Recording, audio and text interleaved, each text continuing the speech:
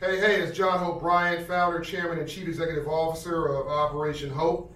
And let me just say for the record that if it wasn't for CRA 1977, I wouldn't be who I am and where I am today. A banker came in my classroom, 1977, I'll say it, from Bank of America.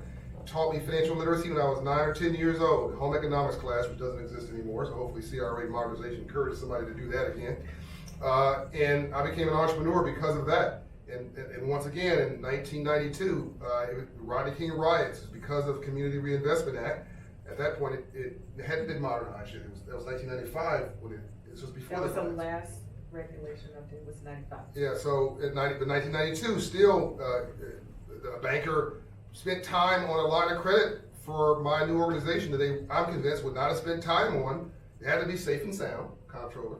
By the way, this is the U.S. Comptroller of the Currency, Joseph Otting. We're going to introduce everybody. Those who didn't watch part one, go back and watch part one. But we're going to do quick introductions real quickly. This was going to be speed dating on CRA Modernization. This is going to be quick.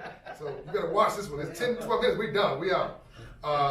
But I'm convinced that banker would not have spent time, would not have had his team spend time on my loan had it not been, he thought he got CRA credit. It was a $25,000 small line of credit. He would have just walked right past it. No racism, no discrimination, no bias. He just wouldn't have cared. I mean, it's not worth the return on their investment. Because he thought he got CRA credit, he invested time and energy, and he liked me as a person.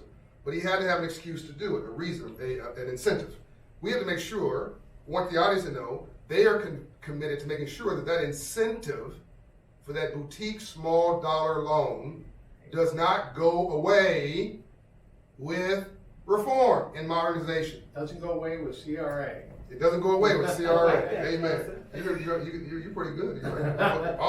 You're almost funny. But don't take that. Comptroller of the Currency, I've just introduced him, regulates 70% of all banking assets in America, $12 trillion in assets plus. I've known him for 20 years. And check out the internship program he just created at the OCC, along with the FDIC and several other agencies are now joining the bandwagon. Yep, CFPB, FHFA, National Credit Union Association. Here in Washington, D.C., roughly 150 students will be sponsored by the federal regulatory agencies. At $20 an hour. At $20 an hour. From the poorest neighborhoods in D.C. Poorest neighborhoods, and often the kids that perhaps need the second chance is what we focus on. You get a suit. We're closed. We give them a clothes allocation, we give them a meal, we give them transportation, and they show up and they become examiners, lawyers, corporate security people, IT specialists, HR. We put them through the job. They learn what it's like to perform those functions. And we change those kids' lives. Yeah, and the mayor of DC just joined the partnership today and diffused her enthusiasm. She's a sponsor of it. She's a sponsor of it. Yeah, she actually said she loved the program and loved him. Gravetta, why don't you introduce yourself? So I'm Gravetta Gardenier. I'm Senior Deputy Comptroller for Bank Supervision Policy here at the OCC. CRA policy is in my wheelhouse, and I'm really excited about the opportunity to make a change. It's a once-in-a-generation opportunity when you haven't changed the rule in 25 years. And you come from a very poor neighborhood in North Carolina? I do. Scotland County, North Carolina, Laurinburg, North Carolina to be exact. Yeah. Born and raised, daughter of my high school principal, my mother, and my father was a Presbyterian minister there for 40 years. And you've been knee-deep in this modernization effort. For a decade. Yeah, for a decade, including now. Including now.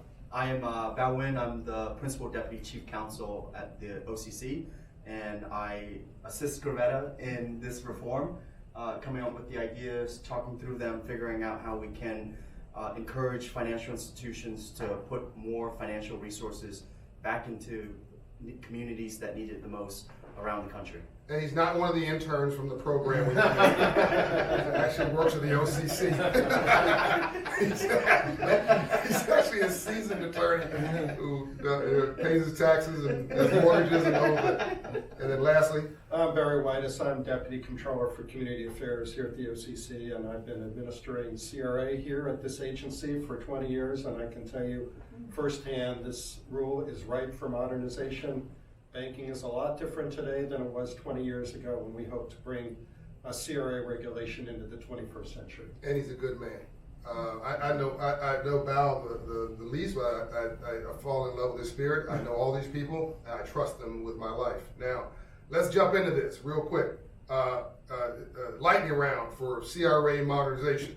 I'm going to say some things. You guys correct me if I'm wrong, and then I'm going to throw questions to you, and then let you answer them in your own voice. As you see, this is unscripted. There's nobody has cue cards.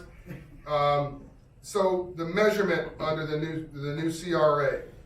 Let me just start by saying there will be no gaming of the system here. Any ideas you have or questions you have about can the system be gamed, taken advantage of, put them in your notes, your questions in response to the proposed rulemaking. I'll put them in the comments here, and we'll try to address them in the comments responses here. But I'm convinced that gaming, the door has been locked behind the wall of games, and that is now transparent. For instance, this is not just about a dollar amount, which has been a huge misconception. Here's what they say: units, the number of loans; checks, dollars, the amount of loans; the amount of loans, checks, units. Both are equally important. Yes. And data is king. There's a larger assessment area, or areas of assessment. So before, a bank might have had 240 areas, and only 40 areas got assessed under CRA reviews. Right. Now, every one of those 240 areas Right. get assessed, That's right. get reviewed. That's Every right. one. Right. You hear that? Every one. How can that not be a good thing? There's a performance context, so computers are not going to be running this. It's not going to be AI driven. There'll be examiners who still have the last word Yes. on the bank's exam. That's called a performance context. Did I get that right? That's exactly right. And so they have the ultimate say on what goes in that report. But now it won't take 2 years any longer. It's going to take, I don't know how long, but some reasonable amount of time. Months versus years. Months versus Right. years. And it's going to be mostly data driven with that overlay of qualitative versus being qualitative with a little data. Right. Right. And the general public will have much quicker access to the data and be able to make comparisons from bank to bank, how banks are performing in different markets. It's all transparent. And it'll be all transparent, and will give the community a much greater insight into how much banks are doing to serve their communities. Yeah, and for no particular reason other than I just thought about it, because I think every good marriage is made of constructive friction. I want to thank Congresswoman Maxine Waters, her committee. I want to thank the members of the Financial Services Committee, the members of all of Congress, the other regulators, community advocates, community groups, people who have said, I don't know if this is right for communities. You got to prove it to me. Come here and talk to me. Respond to this question. I had somebody send me a CRA death letter, basically says, this is the death of CRA as I know it. Really smart guy. Like, I respect him. I said, look, put it in writing. I'll get an answer for you. We went through the comments, and I was able to see a response to every one of his comments, but he just misunderstood it. So this is so important because now you, with the least words possible, you have everybody on record telling you there ain't no boogeyman. And if it hasn't been solved, they're open to fixing it. That's right. So like a good point in Mark's letter, he makes some comments about, perhaps he would rather see them strengthened than what they are. So it's not totally like he misunderstood it. He just thought it should be enhanced. We're telling people, give that data to us and let us analyze it in the final review. Right. So there's never been an approved list of things that qualify under the Community Reinvestment Act since 1977. Right. Right, that's right. Under modernization, there'll be an approved list of starting with 200 things, and you can add to the things if they're legitimate. That's right. Not the things, the list, the Or qualified. you can come into the regulatory community and say, we're thinking about doing this, it's not on the list. Can we get pre-qualified? And we will do that. Right. Another misnomer: which areas in qualified opportunity zones get CRA credit? That's shouldn't be allowed. Not true. It's not true. It's not allowed. No, only low and moderate income areas where opportunity zone investments are made are going to qualify for the Community Reinvestment Act. I'll repeat in John Bryan's simple English. I'm not too smart. You gotta say it real simple for me. If you have a QOZ, qualified opportunity zone with rich people where he lives, you cannot get CRA credit, Mr. and Mrs. Bank. It has to be in the qualified opportunity zones in CRA areas that are LMI, low to moderate income exclusively. That's correct. That's right. All right. Now let's jump into, I think we covered all that. Let's jump into rewarding complexity and smallness of small dollar, small business loans as an example, or any kind of loans. The misperception, and I think it was just an open question that hadn't been addressed, is wow, the banker no longer has an incentive to make these small loans because now they're doing units and numbers.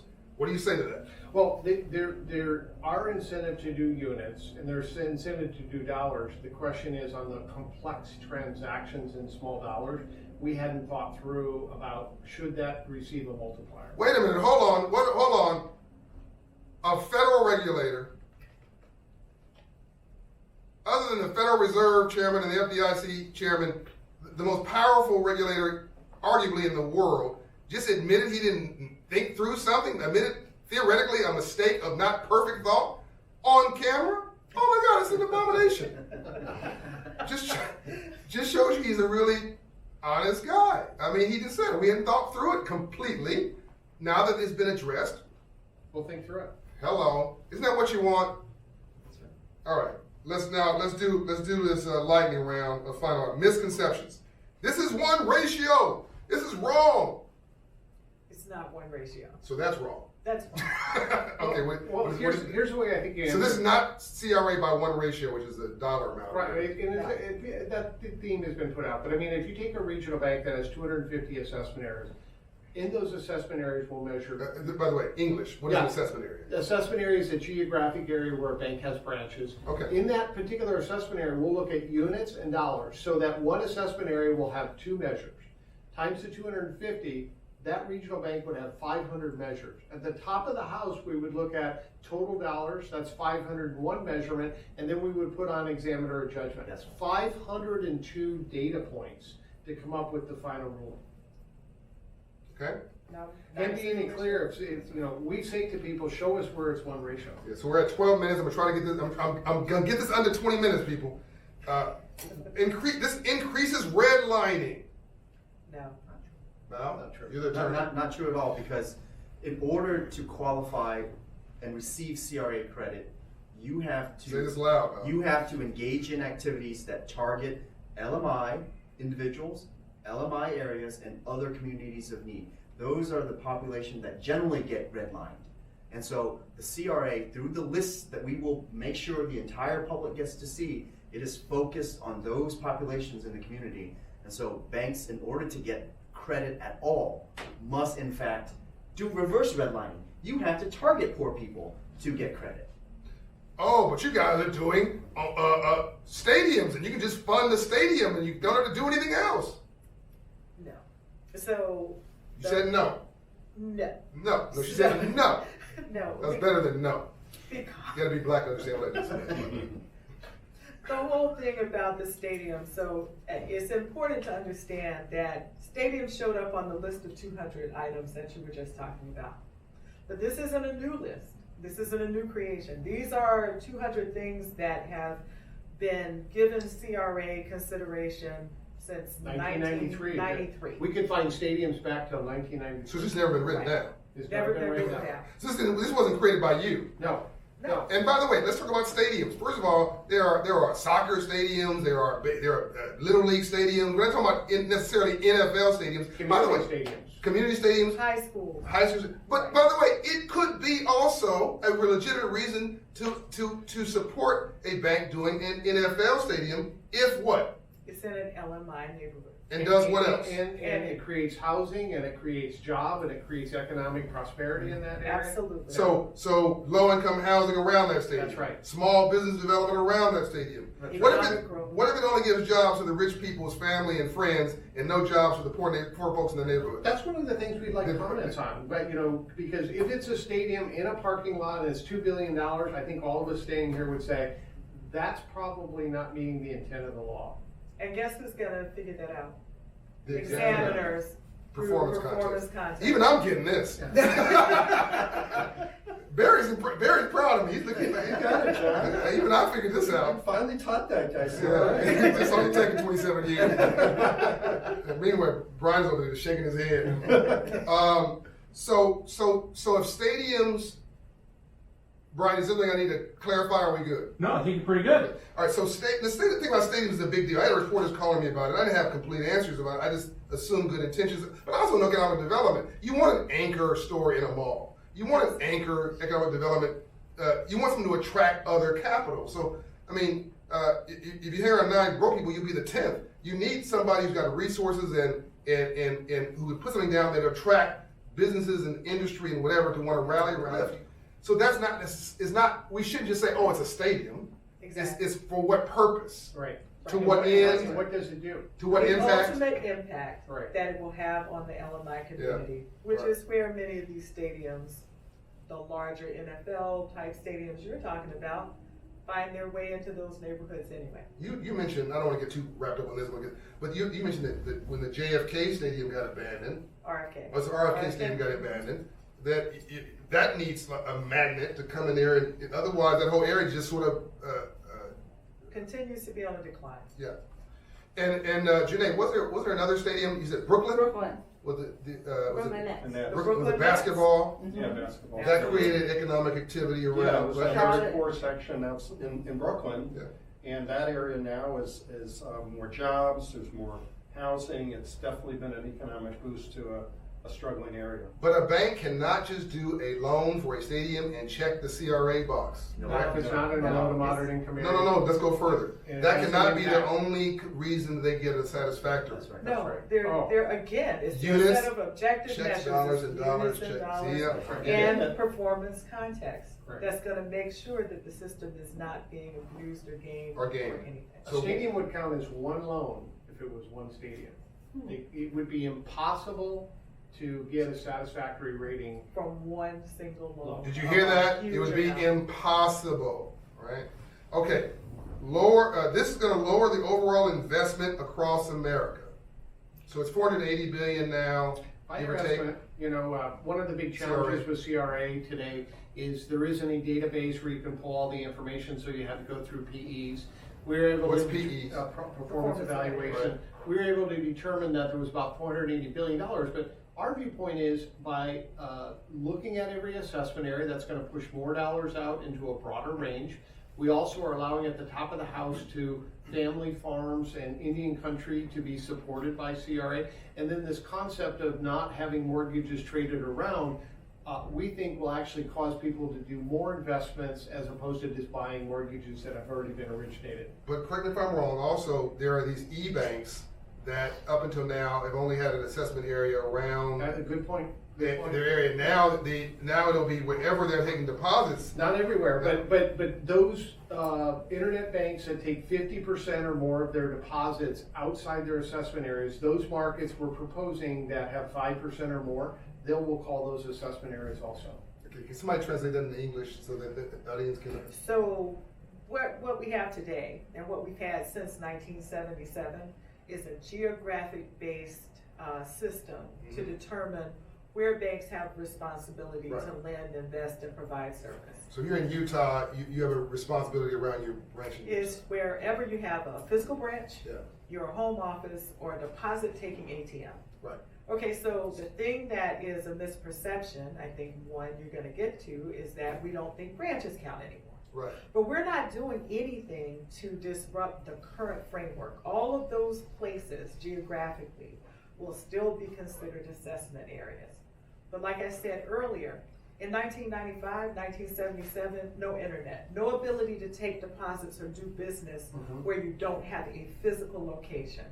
So why wouldn't we want to have banks that are doing business where they don't have a physical location to also have a responsibility and obligation to lend, invest, and provide service To low and moderate income people in those those other areas? See, even I'm getting this. So a good example is I'm in Salt Lake City, 8% of my customers are in Los Angeles, 10% are in New York, 5% are in Dallas, but I'm doing all my CRA stuff in Salt Lake City. Yeah. In the future, they will be doing CRA activities in Los Angeles, Dallas, and New York. In addition Right. to Salt Lake City. In addition. So that sounds to me like more dollars, not less. All right.